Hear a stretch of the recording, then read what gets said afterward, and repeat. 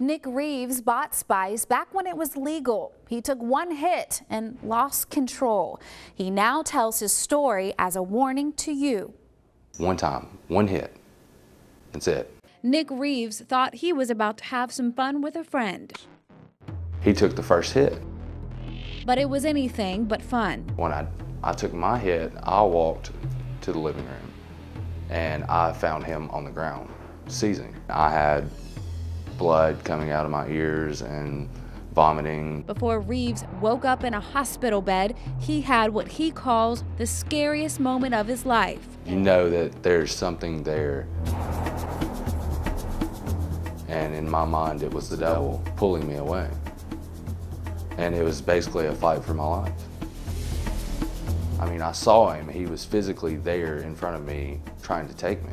And every time I say that, it sounds ridiculous, but in my mind, it physically happened. Call it a hallucination, a vision, or the real thing. Whatever Reeves went through that night convinced him he was near death. It could have been me that died. My parents could have been the ones that lost, but they weren't. I was very lucky. After he recovered, Reeves began telling kids Spice is not worth it. It was me that passed and Brandon lived.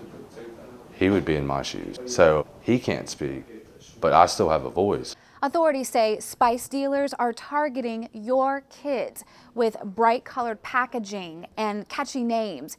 Anyone can get it over the internet and at some neighborhood stores, and it's happening in Mobile and Baldwin counties. The law banning synthetic drugs in Alabama is named after two teens, one of them Brandon Murphy. But the law in Murphy's death is not stopping people from selling the drug. The drug that they sell is absolute poison. Razzie Smith is the commander of Mobile County Sheriff's Department Narcotics Unit.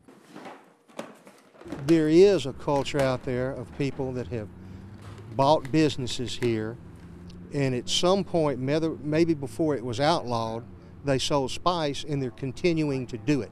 They're just doing it underground and under the counter. We rode along with Smith during a recent Spice arrest to see who authorities suspect are selling the drugs. It's not just the stereotypical crack dealer that might live in a impoverished part of town, and there are people that live nice, that look like nice people, that are educated people, but somehow or another they've lost their way on their moral compass, and all of a sudden it's okay to destroy other people's lives so you can make money. Do you have any Spice inside the house? Can you call my lawyer? You can call your lawyer when you get down to Metro Jail. Deputies believe this couple was selling Spice. Detectives said they received a tip that the family was selling it at two convenience stores in Mobile County. Guns were seized, and another family member was also arrested. You don't know that Spice is illegal? We don't know. Mike Reese with the ABC board says the ban against synthetic drugs in Alabama has helped, but he says chemists are one step ahead of the law.